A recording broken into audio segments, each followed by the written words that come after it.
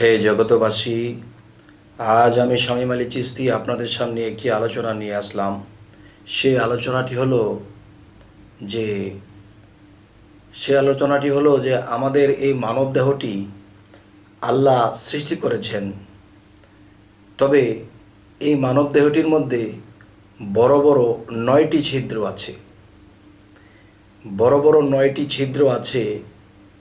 তো এই যে 9টি ছিদ্র, এই 9টি ছিদ্রর মধ্যে একটি ছিদ্র যদি বন্ধ হয়, আমরা এই পৃথিবীতে আর বাঁচব না। যেমন যদি আমার নাক মুখ বন্ধ করে দিই, শ্বাসরুদ্ধ হয়ে মারা যাব। যদি পায়খানা প্রস্রাবের যে কোনো একটা রাস্তাও যদি বন্ধ হয়, তবু আমরা মারা যাব। কিন্তু 9টা ছিদ্র বড় বড়, এই 9টা ছিদ্র নিয়ে আমরা বেঁচে আছি। কিন্তু আল্লাহর সৃষ্টিতে আল্লাহ এত সুন্দর করে 9টা দরজা ফিটিং করে দিয়েছেন যে এই 9টা দরজা ছাড়া আমরা বাঁচব না।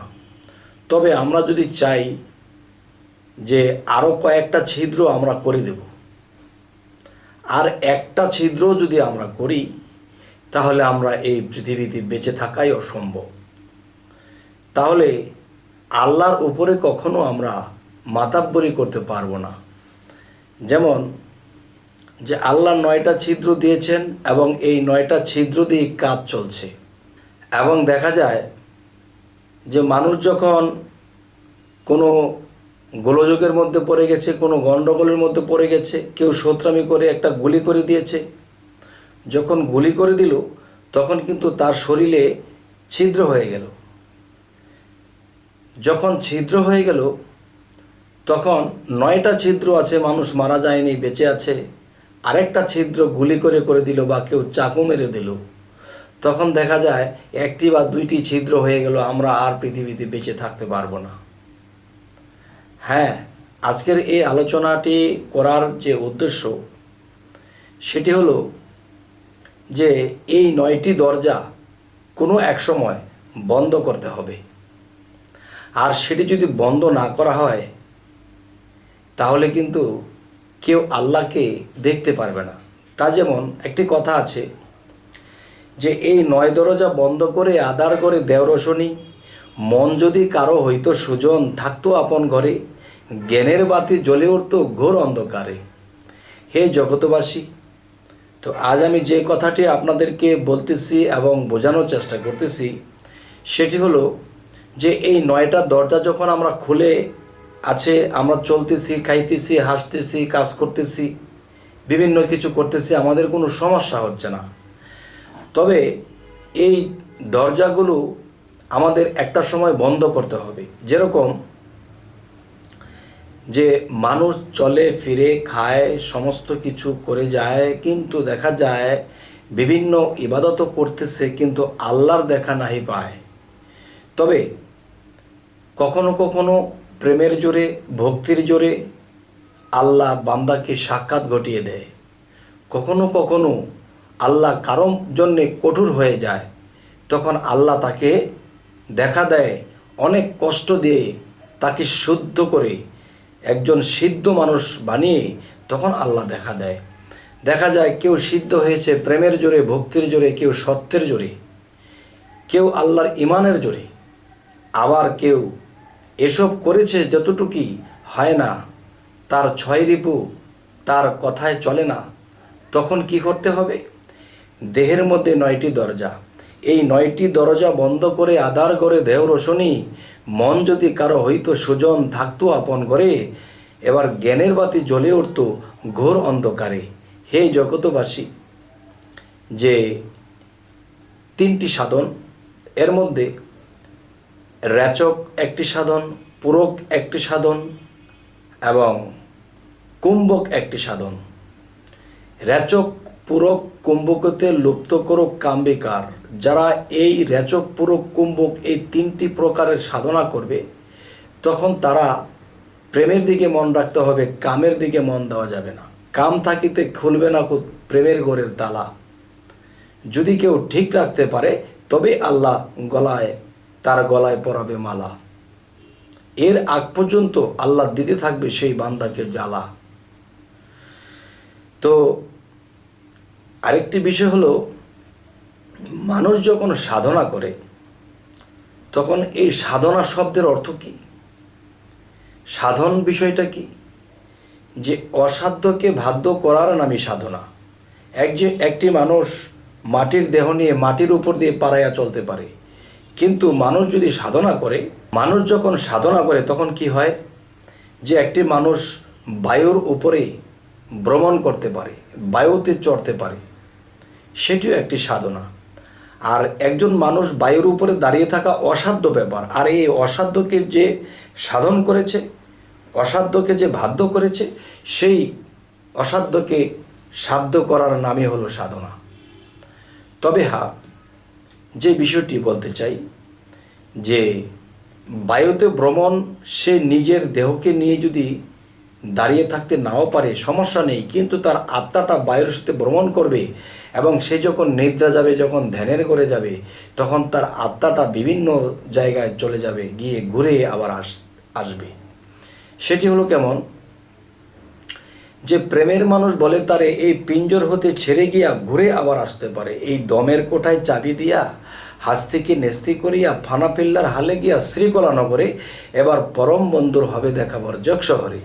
এবার মরা হইয়া দর্শে যেজন লাগ পাইয়াছে অধরারে, এবার সুলতান নাসিরা মোকামে জলি এবং খফি দুয়ের শনে, গেলে দেখতে পাবে ধ্যানে মুর্শিদকে নজরে, আপনাকে হারাইলে পাওয়া যায় মাসুকেরে, এবার মুর্শিদ রূপ মিশিলে পরে তারে দেখিতে পারে, আরশিত ছবির মতো নিরঞ্জন কয় তারে।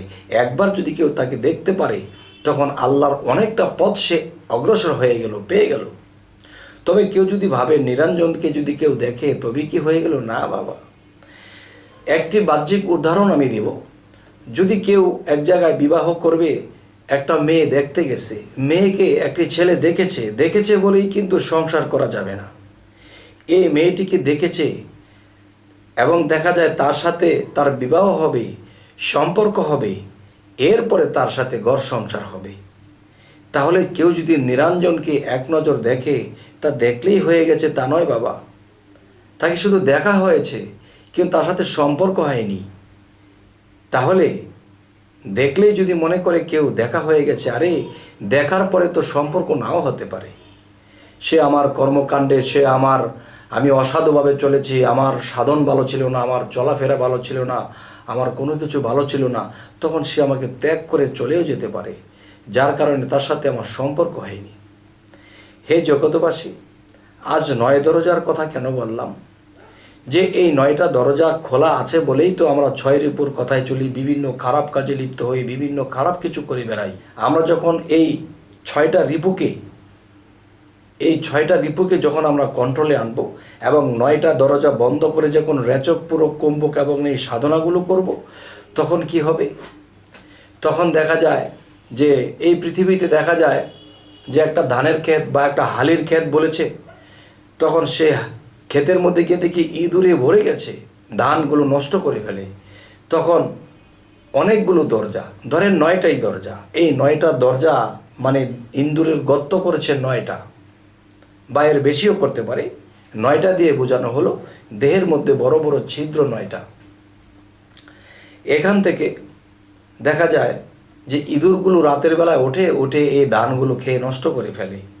তখন কি করতে হয়, যে 9টা দরজার মধ্যে যখন মাটি দিয়ে বন্ধ করা হয় এবং একটি দরজা খোলা রেখে এখানে পানি ডালতে থাকে, তখন যদি এটার ভিতরে ইঁদুর থাকে, তাহলে অবশ্যই সে দম ফালাতে পারছে না, তখন সে বের হবে, তখন গৃহস্থ তাকে ধরে ফেলবে।